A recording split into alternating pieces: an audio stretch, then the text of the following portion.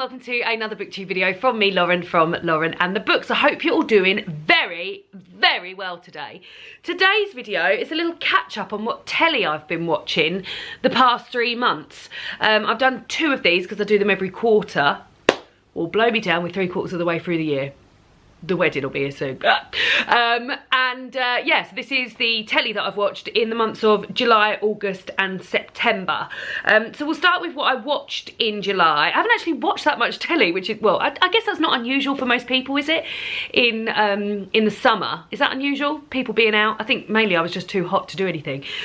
So yeah, let's start with July. So I started watching Wolf Hall in July.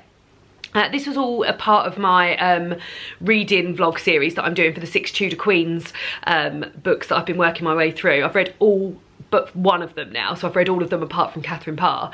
And when I was reading the Jane Seymour book in July, I thought I would watch Wolf Hall. Now, I've watched 2 episodes of it. I really enjoyed it, but I just was never drawn to go back to it. I imagine I will finish it. It's got Mark Rylance in it. It's got Claire Foy playing Anne Boleyn in it.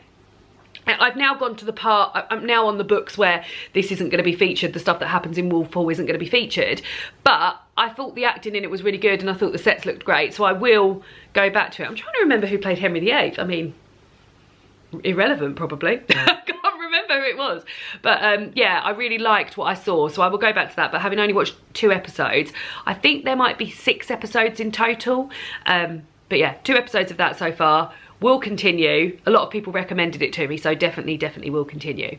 Next up is a sketch show that David and I have been watching, but called Elie Natasia, and I've watched 4 episodes of that. This is on iPlayer. I think it might be on BBC 3, but we've been really enjoying this and finding this very, very funny. Oh, excuse me. Natasia from What We Do in the Shadows, who plays, oh my god, I can't think of her name in it. Whenever I think of her, I just think of her saying Laszlo, because that's what her husband, her vampire husband, is called in it. But it's her and her friend Ellie doing some hilarious sketches. We've sort of used it as a bit of a dinner. We've been eating dinner and watching it. But yeah, all on iPlayer. Very, very short. Some of them are like not even 20 minutes long. Her brother is Jamie Demetrio, who is in Stafflet's Flats, which I've never watched, but I've heard really good things. And he features in some of the sketches as well. But yeah, I would definitely recommend, especially if you're looking for something short, and I've been finding it really, really funny. David and I have both been finding it funny. Then next up, sorry Minnie, did I disturb you? And then next up is a series that I watched and watched the whole thing in July. In fact, I think we watched the whole thing. Do you know what? Shall I sit back a bit? I think we watched the whole thing over a series of nights. It's Breeders Series 3. And this is a series on, we watched it on Sky, featuring Daisy Haggard and Martin Freeman. I still really fancy Martin Freeman. And their kids. And as I said, we're on series 3 now, so the kids are both teenagers. But we've worked our way through the sort of trials and tribulations of bringing up 2 children in central London and having parents. And this series dealt a lot more with those parents and sort of like aging parents and what it's like to have teenagers and things like that. I think it's really well acted. It's to the bone, guys. It's dark. It's very sort of like what you would say behind closed doors, but on the telly. And yeah, there's really funny moments, there's really touching moments. I laughed, I cried. David and I both really enjoyed it. Well, as you can imagine, because we watched the whole thing within about 2 or 3 nights. It's 10 episodes, would highly recommend. And yeah, start from the beginning. 3 series. I don't know if the 4th series has been renewed. Quite keen to find out, actually. You having a little dinner, Minnie? She's having a little dinner. Right, then we're into August, and we'll start with something that we watched and finished in August, and that's the series Blackbird on Apple TV, which stars Taron Egerton. It's based on a true story. Taron Egerton's character was in prison for drug crimes, and he was recruited by the FBI to go into another prison and try and find out the location of some women's bodies that another prisoner in there had murdered and buried their bodies. And the FBI were unable to get this information, and he was in prison, but he was due to come out of prison, so it was very time sensitive.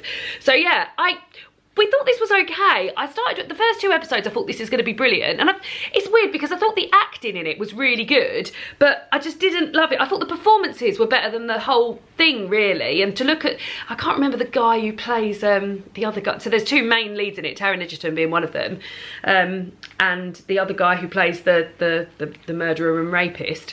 It's got some real trigger warnings in there, as you can imagine, for murder and sexual assault and like horrific behaviour towards women and prisons. Yeah, there was a few things like ends that didn't get tied up properly, and things I thought they were going to sort of like delve deeper into and they didn't. But you can't deny that the 2 main performances from these 2 actors were fantastic. But yeah, it just didn't go the places I thought it was going to go, and not in a like. The main crux of the story is wrapped up, but there was like a few sort of things that were going into, and you just didn't hear the end of them really. So yeah, it was fine. Then I watched the first episode of Woodstock, which is the documentary on Netflix about Woodstock. I think it was done in 2000, so you'll all know the famous Woodstock. They recreated it like late 90s, I think it was, and there was like this whole sort of, so it's a bit like Fire Festival type documentary. I only watched the first episode, David watched all 3.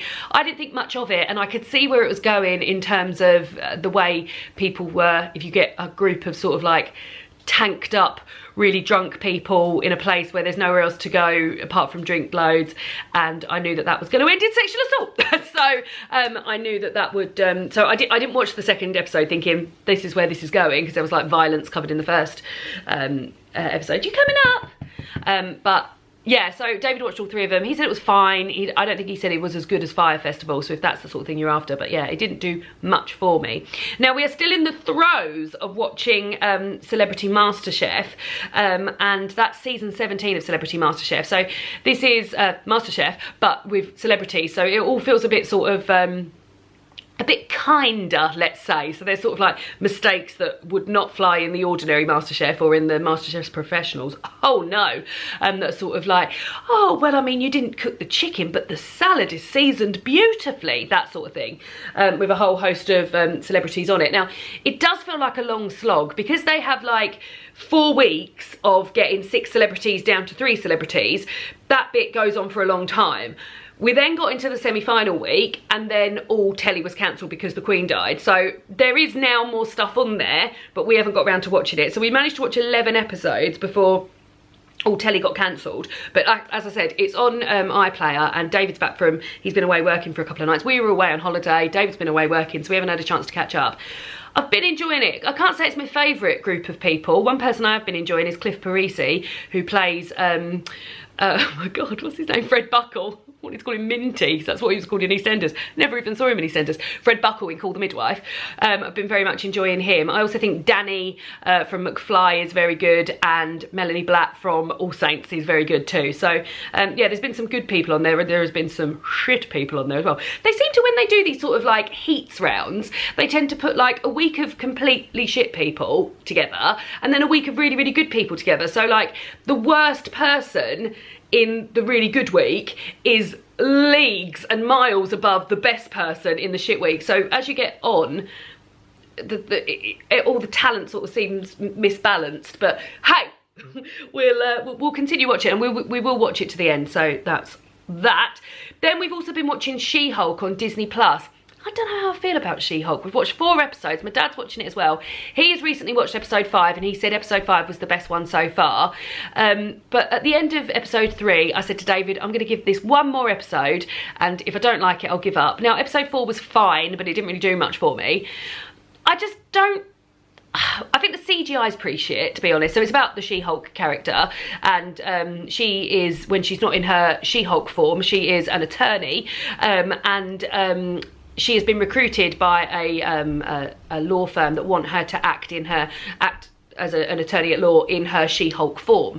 And every episode has a different sort of cameo. So we've already had, what's the name of the guy that plays the Hulk? Mark someone? Ruffalo. In the first episode, we've had somebody returning from a previous film, I think maybe an Iron Man film that David had seen. Jamila Jamil's supposed to be in there as a character, Titania, who I thought was going to be throughout this, but we've only seen one little glimpse of her in the first 4 episodes. Oh, the guy who is in the Doctor Strange films, he's in it quite a lot. It's just been fine, and I haven't loved it. And I felt like that about Miss Marvel as well, which was on earlier this year, which I tried to watch. I only saw 2 episodes. David ended up finishing it. But I just loved WandaVision so much, and subsequently Hawkeye, those 2 series, that I sort of hold them as the sort of like the standard now. I think WandaVision in particular is one of my favourite things I watched on telly last year. That I think that everything's going to be that good, and it hasn't been that good, because I think maybe if I'd have watched Loki first, I didn't carry on watching Loki, but I would have thought, oh yeah, this is good. But where I just watched WandaVision, I thought it was the best thing ever. Yeah, I just haven't got on with it. Should I carry on with it? Anybody else watching SheHulk? Do you think it's worth it? I don't know. David says he's going to carry on with it. It's Thursday today, and I don't think we've watched last Thursday's either, so there's 2 episodes there for watching. I don't know how I feel about it, I don't know. And then another series we started watching in August but finished in September, and that was Babysitters Club Season 2. This is on Netflix. Devastated, and actually am devastated to report that there will be no Babysitters Club Series 3. It has been cancelled. I used to love the Babysitters Club books when I was younger by Anne M. Martin. They were sort of like my I used to like go to the library and get them out, and then get them out again, and then take loads on holiday. And my sister says she always remembers me reading them, and there was like little Babysitters Club books that she used to read as well. And I think this is cast really well, and I think it's all really wholesome and cutesy, and covers some really important issues in like a not even a like downplaying way. Like in particular the last episode, the penultimate episode I think, covered death in the family really, really well. And I'm just devastated really that it's been cancelled, because I thought it was absolutely fantastic. And I love Claudia so much, so I'm really sad that it's been cancelled. So sad. Maybe I'll reread some Babysitters Club's books and find out how I enjoy them as a series now. I still got designs to do, this sort of like 90s readathon, so maybe I'll get myself some Babysitters Club books for that.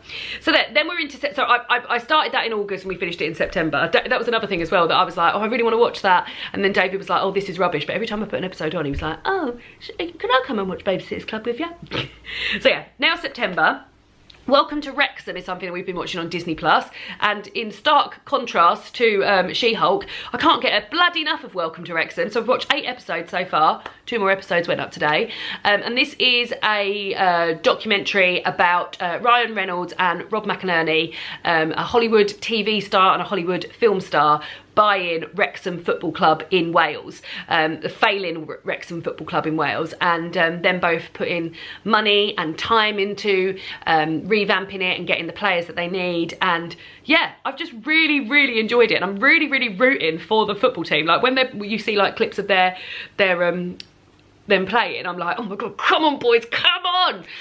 So yeah, I guess it's sort of like a real life Ted Lasso, but really, really, really enjoying it. Like for someone who has, I'd say little to no interest, but what I actually mean is no interest in football, I've been very interested to see the behind the scenes of this buying a football club and everything, what like the sort of cost levels of everything, and it interviews people in the town and how long they've supported, and they're all so passionate about this football team, and they've been really fucked over by people in the past, like buying the land and potentially selling it off for property to be developed on and stuff like that. And yeah, they just want their football team to survive, and they're all so sort of like, well, I imagine as many football teams are, but this is the only football team I've seen a documentary about, how like they're married to the team in some ways. And a lot of the players, because it's quite a lower league, don't know the actual league that they're in, but a lot of the players are from Wrexham, yeah, I've just been very much enjoying it, so I would highly recommend, regardless of whether or not you like football. I think it's a really, really great programme.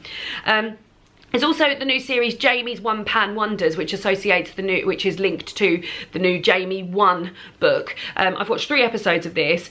I was a bit disappointed in that I'm vegetarian, and Jamie has always been quite an advocate for including, like, at the very least, a third of the recipes in his book to be vegetarian or vegan. But I feel like I've watched 3 of those episodes of Jamie's One Pan Wonders, and in it he makes 3 recipes, and I've got a feeling only 2 of those things that I've seen have, oh, that is a third though, isn't it? no, that's 9, so 2 out of 9, that's not a third, so that's less than a third, have been vegetarian. So I've been a bit disappointed not to see like at least one vegetarian thing every week. But the book itself seems to be quite good. I've made a few things out of there, including some vegetarian burgers, which has been lovely.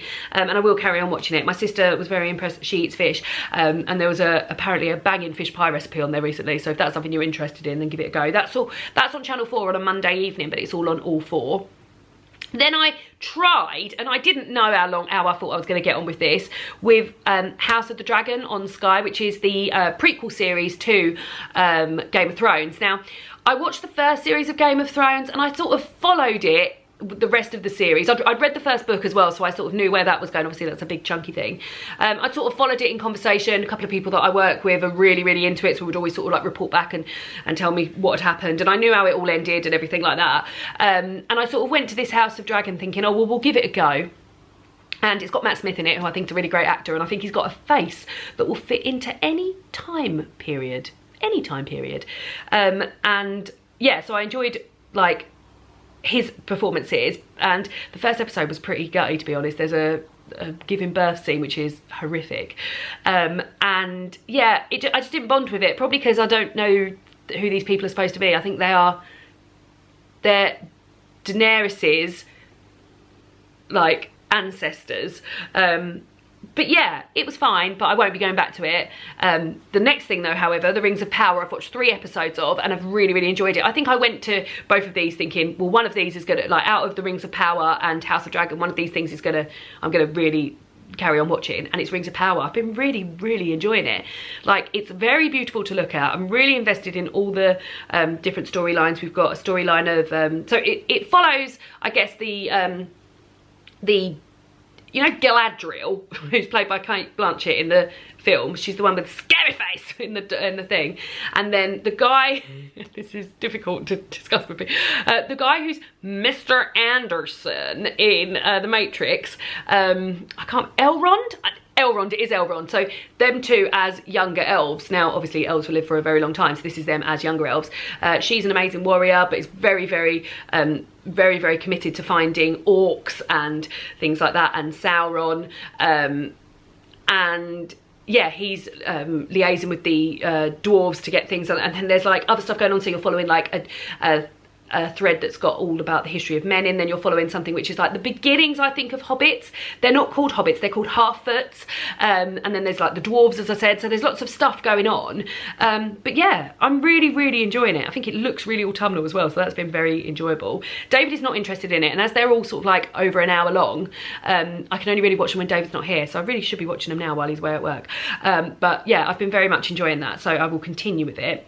Then great news, House of Games is back. House of Games is a like a quiz show that's on every evening with Tea Time, hosted by Richard Osman, and he has a series of celebrities on every single week, different celebrities for the whole week, and they compete, and then at the end they win some like NAF prizes, and yeah, it's just very, very enjoyable. David and I love it. It reminds us, we got into it a lot at the beginning of this year when the weather was very cold, and like we'd settled down for dinner with it every single night, and yeah, so it's sort of like, now the evenings are drawing in and it's becoming a bit more autumnal and stuff, we're sort of feeling like it's warming and comforting telly. And we sit down, I sit here, David sits here, and I always say, David, let's get 100p today, because we have to get 100%. We haven't done it yet, we haven't even got past the first round. So between us, we want to get 100% of all the questions right. We've never even got past the first round without getting a question right. So, we'll keep trying.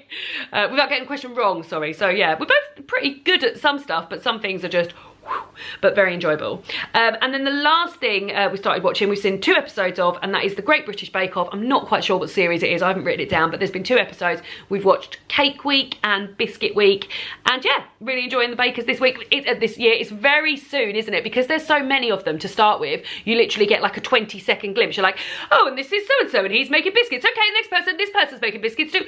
So there's not much, but I don't really want to say, because I've watched 2 episodes, so I don't want to say people in case I mention someone, in case it gives people a hint as to who's gone. I don't want to spoil anything for anyone.